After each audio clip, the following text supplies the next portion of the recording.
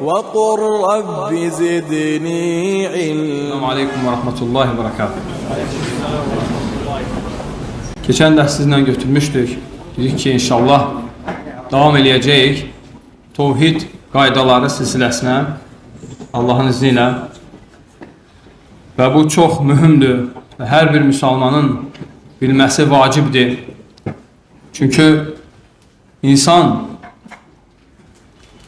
vefat edəndən sonra soruşulacağı birinci mesele tevhid.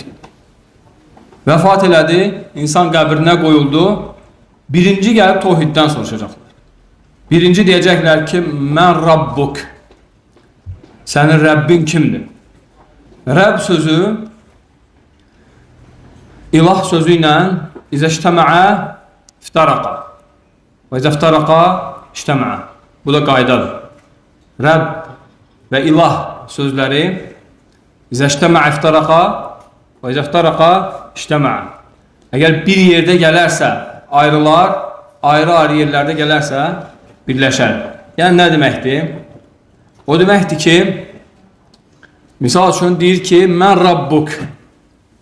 Demək, burada ayrı gəlib. Bir yerdə gəlməyib. Deyir, soruşurlar qəbirdəki mən Rabbuk. Demək istəyir ki, sənin Rəbbin kimdir? Sənin ilahın kimdir? Sənin məlikin kimdir? Sənin raziqin kimdir? Sənin xaliqin kimdir? Bütün Rəbb mənaları və ilah mənası. Yəni, ilah mənasını da ora qoşsan, çünki eyni mənadadır, bir yerdə gəlib. Ayrı gəlib, eyni, həm ilah, həm Rəbb mənası var. Demək istəyir ki, sənin Rəbbin kimdir və sənin ilahın kimdir? Sən kimə ibadət etdin? Sənin ilahın kim idi? Onu da demək istəyir. Tək rububiyyə haqqında soruşmayacaq. Çünki rububiyyəni biz bilirik ki, müşriklər də iqrar edirdilər. Onlardan soruşsan ki, yerləri və göyləri kim yaradır? Deyərlər ki, Allah. Deməli, yaratmanın yalnız Rəbbin yaratdığını iqrar edirdilər. Lakin uluhiyyədə şərik qoşurdular. Yəni, xülasə, bu müqəddimə ona görə idi ki, birinci bizdən soruşulan şey bizim tevhid olacaq. Və həmçin ayrı yerdə harada gəlir? Rəblə ilah sözləri ayrı-ayrı harada gəlir? Qul əuzu bi Rabbin nəs, məlikin nəs, ilahin nəs. De ki, bax, qul əuzu bi Rabbin nəs, Rabb. Sonra deyir ki, məlikin nəs, ilahin nəs. İkisi bir yerdə gəlir. Deməli, burada Rəbb rububiyyədir, ilah uluhiyyədir. Yəni, Rəbb yaradan, tərbiyə edən, mülk sahibi olan, idarə edən, ilah da ibadət olunan haqq məbud mənasında. İzəştəməə iftaraqa və izəftaraqa iştəməə. Ona görə tevhid mühümdür. Yəni, insan öləndə birinci tevhiddən soruşulacaq. Ən birinci, yəni sual. Keçən dərsin qaydalarını qısaca təkrar. Birinci qayda oydu ki, keçən dərs 10 qayda götürdük. Birinci qayda oydu ki, həqiqət tevhid hiyəl cəm'u beynən nəfi vəl isbət. Tevhidin həqiqəti isbatla nəfi cəm etməkdir. Yəni, deməli sən necə? La ilahə illallah. Deyə bilməzsən, Allah, ilah, haqq. Bu bəs eləmir.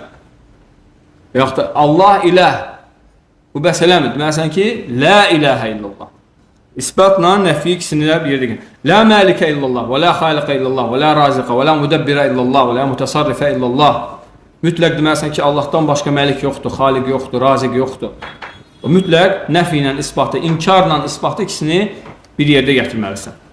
İkinci qayda odur ki, Ət-Tevhidu əsəsul əməli və asluhu. Tevhid əməlin əsası və əslidir. Bu da o deməkdir ki, yəni Allah tevhidsiz əməli qəbul etmir. Yəni, bunun dəlili nə idi? İbn Abbasın sözü ki, Quranda harda ibadət kəlməsi keçir, nə qəsd olunur?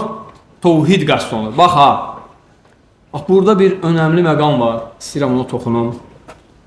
Bəzən görürsən ki, insanlar var, qardaşlarımız var, bəzi tərcümələrdən səhvlər tuturlar. Öz qardaşlarımıza söhbət gedir. Muharrif, Quranilər, Rafizilər, o pislərdən söhbət getmir. Söhbət əhl-i sünnədən. Deyir, bu tərcümə səhvdir, misal üçün. Deyirsən, Nəyə görə?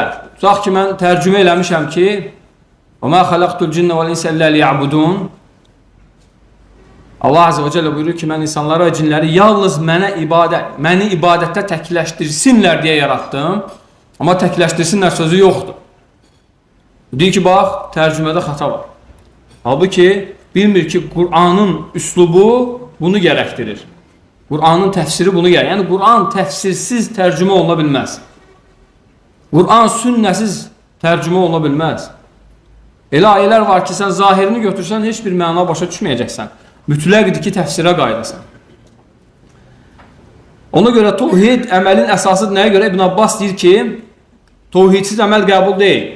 Bax, diqqət elə, bura keçən dəfə təkrar olub bu məsələ, bugün təkrardır.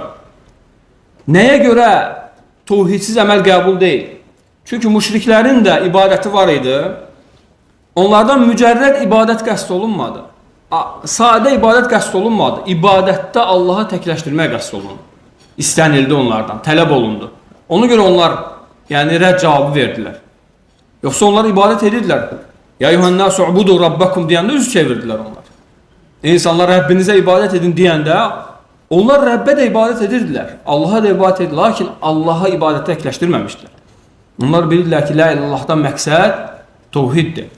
Ona görə əməl tövhidsiz qəbul deyil. İslam, insan müsəlman ola bilməz tövhidi olmasa. Mümkün deyil. Əməl qəbul olunmur ondan.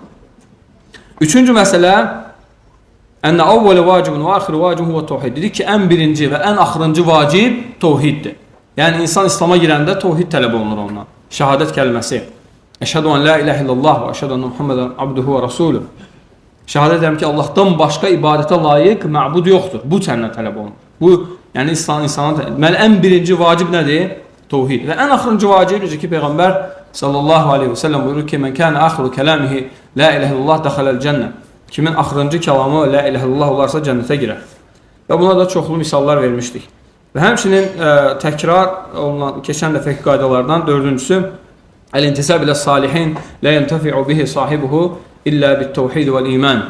Yəni, salihlərə nisbət olunmaq, salihlərin qohumu olmaq, tövhid və iman olmasa fayda vermir. Dedik ki, Nuhun və Lut aleyhissalamın, aleyhissalamın zövcələri kimi, Peyğəmbər sallallahu aleyhi ve sellem əmisi kimi, İbrahim aleyhissalamın atası kimi, Nuhun oğlu kimi və s. Onların qohumluğu, Peyğəmbərlərə qohum olmağı onlara fayda vermədi. Deməli, iman, tövhid yoxdursa, yəni qohumluq, qarabə, yəni fayda vermir. Sonra dedik ki, 5-ci qayda, la təaddudiyyətə fit-təvhidi vəl-əqaid. Dedik ki, tövhiddə və əqidələrdə təaddüdiyyə yoxdur. Yəni, tövhid və iman etiqadı bir dənədir. Deyə bilməzsən ki, bu məsələ tövhiddə ixtilafdır. Yox, elə şey yoxdur. Bu məsələ əqidədə ixtilafdır. Yox. Əgər ixtilaf varsa, deməli, o tövhid və əqidə iman məsələsi deyil. Çünki bütün peyğəmbərlər gəlib eyni tövhidə, eyni əqidəyə dəvət ediblər insanları. Necə ki, hədisdə gəlib, nəhnu abnəullət, nəhnu abnəuallət, əbəuna vahidun, ummuhatuna şəttə. Deyir ki, biz eyni atanın övladlarıyıq, biz peyğəmbərlər, Peyğəmbər sallallahu aleyhi ve sellem buyurur ki, biz peyğəmbərlər eyni atanın övladlarıyıq, atamız birdir, yəni şəriətlərimiz bir, əqidələrimiz, imanlarımız birdir, bir ummuhatuna şəttə.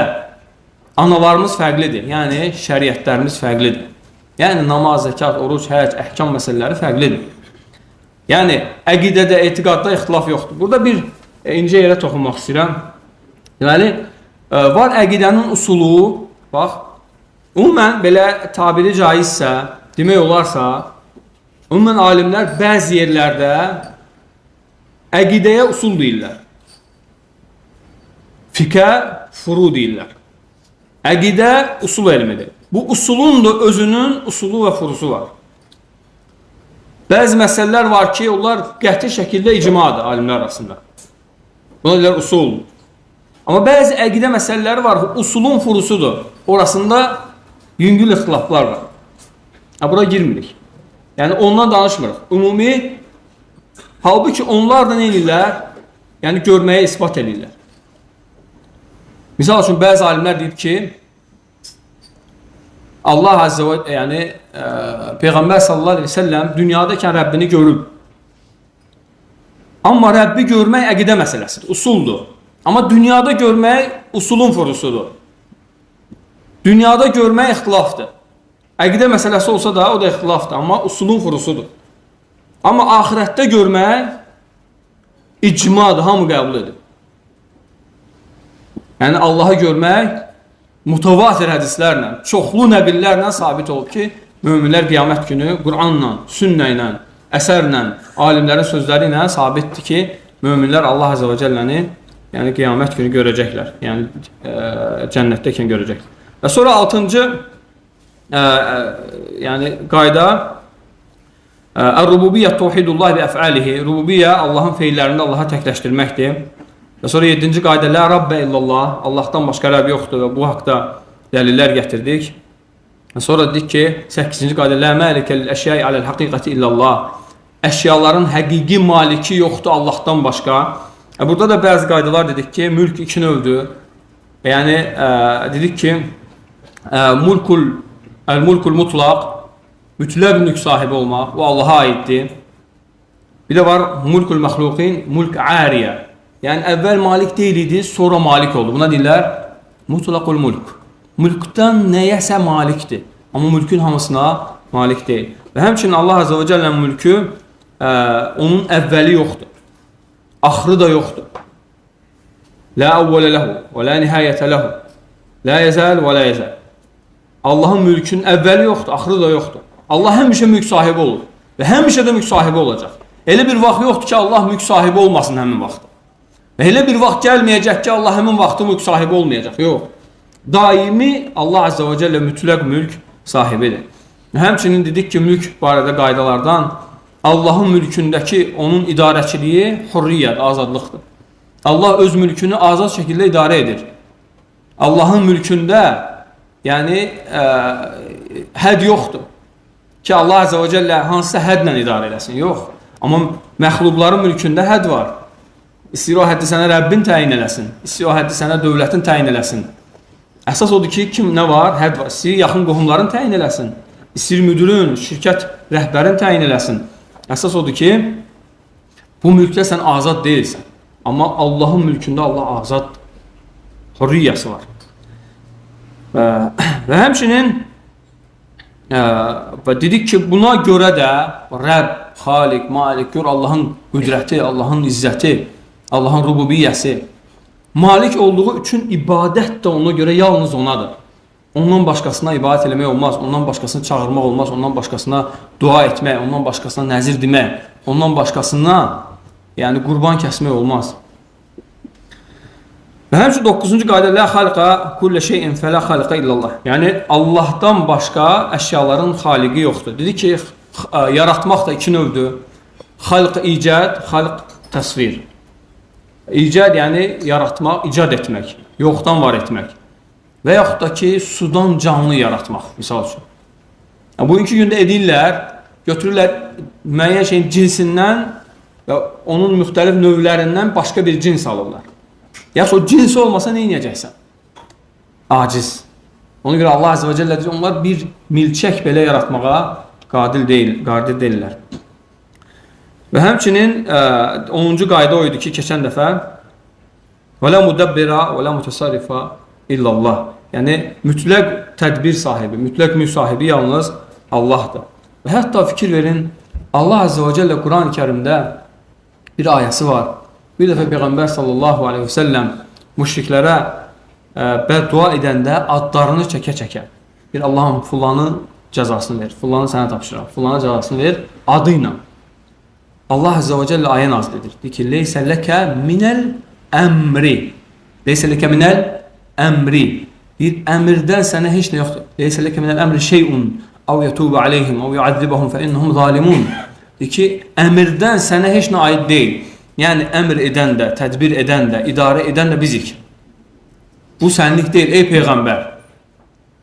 Peyğəmbərin tasrif əmr etmə, yəni necə əmr etmə, işləri idarə etmə, mütləq əvvəldən əmr sahibi olma haqqı yoxdur. Bu yalnız Allahın haqqıdır. Peyğəmbər sallallahu aleyhi ve sellem Allahdan gələn əmrləri təbliğ edən. Və bugün Allahın izni ilə bəzi qaydaları götürəcəyik, Allahın izni ilə. Və 11-ci qayda odur ki, La yemlikun nef'a ve darra alel haqiqati illallah. Həqiqətən fayda verib zərər verən yalnız Allahdır. Allahdan başqa fayda verən, zərər verən yoxdur. Bu arada Allah Azze ve Celle buyurur ki: "Ve ya'budun min dunillahi ma la yenfa'uhum ve la yadurruhum ve kana el-kafiru ala rabbih zahira." Deyir ki, onlara heç bir fayda verməyən, heç bir zərər verməyənlərə ibadət edirdilər. Və Allah Azze ve Celle buyurur ki: "Ve kana el-kafiru ala rabbih zahira." Deyir, kafir onlara ibadət etməklə zahirdir Rəbbinə qarşı. Zahir alimlər deyir ki, şeytana Rəbbinə qarşı yardım edəndir. Yəni şeytana yardım edir ki, kimə qarşı? Rəbbinə asi olmağa qarşı. Buradan alimlər fayda çıxarırlar. Deyirlər ki, hər dəfə asiliyə düşəndə sən bil ki, şeytanın yardımcısı olursan. Hər dəfə asiliyə düşəndə sən bil ki, şeytanın yardımcısı olursan, zahir olursan. Yəni burada kafirdən söhbət gedir, amma Quran-ı Kərimdə qayda var ki, "El-ibratu bi umumil xitab ilə bi xususil muxatabi." Yəni xitab olunanın xitab olunanın xüsusiliyində yox, ümumi Allah Taala'nın ayəsindədir ibrət. Yəni orada bizə də pay var. Ona görə alimlərdən biri Şeyx Musa Tayyar hafizahullah buyurur ki, əgər sən Quranla faydalanmaq istəyirsənsə, əgər sən Quran-ı Kərimi oxuyub fayda almaq istəyirsənsə, onda oradakı olan ayələrdə özünü gör. Münafiqlər barədə ayə keçir, özünü gör. Kafirlər barədə ayə keçir, özünü gör. Hər dəfə tənqid olunanda özünü görməlisən. Belə olsa deyirsən, Quranla faydalanacaqsan. Və həmçinin Allah Azze ve Celle buyurur ki, وَيَعْبُدُونَ مِنْ دُونِ اللّٰهِ مَا لَا يَضُرُّهُمْ وَلَا يَنْفَعُهُمْ وَيَقُولُونَ هَؤُلَاءِ شُفَعَاؤُنَا عِنْدَ اللّٰهِ.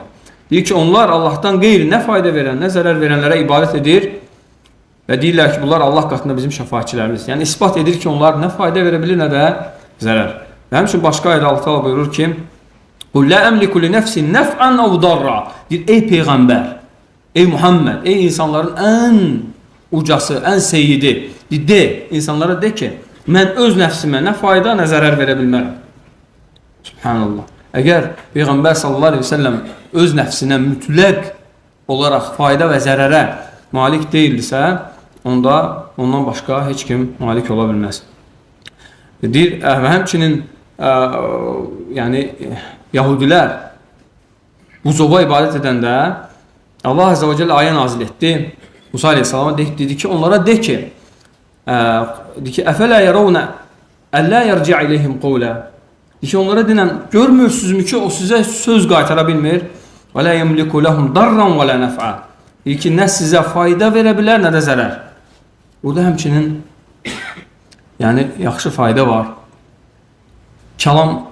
Allahın kəlamını inkar edənlərə. Bax, onu ilah götürmüşdülər. Allah Azze ve Celle Bəni İsrailə öyrədirdi ki, əgər ilahdırsa əmr etməlidir, qadağan etməlidir, danışmalıdır. Deyir ki, bax, görmürsəm ki, əllə yərci' iləyhim qovlə. Deyir, o heç nə danışmır. Danışmır, əmr etmir. Kullə yevmin huva fi şə'n. Allah Azze ve Celle özü haqqında deyir ki, hər gün bir dənə əmirdədir. Hər gün bir işə əmr edər. Birini yaradar, birini öldürər, birini xəstələndirər, birini sağaldar, birini qaldırar, ucaldar, birini aşağı salar. Bu Allah Azze ve Celle'nin yəni mütləq hakimiyyətidir. Və həmçinin hətta kahinlər və arraflar, sehirbazlar, hətta onlar belə heç nəyə qadir deyirlər. Alimlərin biri var, bu barədə mütəxəssis olan alimlərdən biri. Bir çoxu rüqyə eləyən qardaşlarımız bu babda ayaqları sürüşüb. Deyirlər ki, onlar gəlirlər bir cin toxunmuş və yaxud da sehir olunmuş, göz değmiş insanın yanına. Deyir, onun içindəki cinləri təzim edirlər. Deyir, bunda bilsən nələr var? Deyir, onu təzim etdikcə o şişir. Necə ki, Peyğəmbər sallallahu aleyhi ve sellem deyir ki, sizdən biriniz dəvəsinin ayağı büdürəyəndə deməsin ki, təisə şeytan, yəni şeytana lənət olsun, şeytan ölsün, şeytan belə olsun. Çünki deyir, o şişər, hətta ev boyda olar. Nə qədər şeytanlar, cinlərdən olan şeytanlar təzim olunur və bəzi qardaşlarımız onlara 3 hərfli deyirlər, qorxaraq. Nə qədər təzim edirsən, o qədər şişir. o qədər sənin üzərində hakimiyyəti artır. Allah Azze ve Celle onlar haqqında deyir ki, Zəlikumuş şeytan yuxavvifu awliya. O şeytandır, öz dostları ilə sizi qorxuzur. Yəni ayəni təqdir edər ki, yuxavvifukum awliya. Burada 2 dənə məf'ulun bihi var. Sizi öz dostları ilə qorxuzur. Fələ təxafuhum. Onlardan qorxmayın. Və xafuni in kuntum mu'minin. Onlardan qorxmayın. Əgər siz möminsinizsə məndən qorxun. Allah Azze ve Celle açıq-aşkar deyir ki, şeytanın dostlarından qorxmayın. Nə qədər sən onu təhqir edirsən, həqir görürsən, o qədər kiçilir o. O qədər zəifliyir o. O qədər təsiri azalır. Amma nə qədər sən onu təzim edirsən, şişir. Ona görə şeyxlərdən biri danışır, deyir ki, qardaşlarımızın biri müalicə edəndə, deyir, ondan bir cin danışırdı içindən və deyir ki, bunun içində bir cin var, deyir. Deyir, bu bizim aramızda ən həqiri idi, ən aşağı olan idi, deyir. Bunu o qədər təzim etdilər ki, o qədər şişirtdilər ki, indi ən güclüsüdür aramızda. Şişib, güclənib. Allahu Akbar.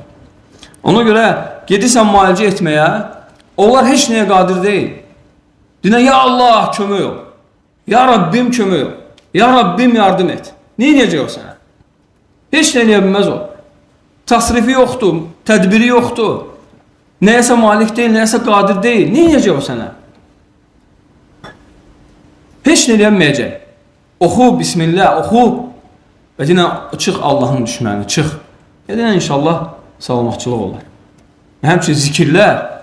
Təsəvvür et ki, Allahın azanı, namazın azanı çəkiləndə, üzr istəyəm, qaz buraxa qaçır o şeytan. Necə ki, hədisdə gəlib. Görür, nə qədər zəifdir o. Sən onu təzim edirsən. Ona görə birinci xəstə insana təsəlli vermək lazım. Səndə heç nə yoxdur. Zikirlər ilə Bəqərəni oxur, çıx, keçib gedəcək. Bu da tohiddəndir. Tohidi bilməməkdən təzim edirlər onlar. Rəbbini təzim et. Allah Azze ve Celle özünü təzim üçün göndərib kitabı. Peyğəmbərləri yaradıb məxluqatı. Özünü təzim et, o bizi kiçiləcək. Həqir olacaq. Hətta onlar belə, kahinlər belə mütləq tasrifə, mütləq tasarrufa, mütləq idarəçiliyə, yəni malik deyirlər. Onlar da bəzi cinlərlə təsir edirlər. Allah Azze ve Celle onların şərindən bizi qorusun.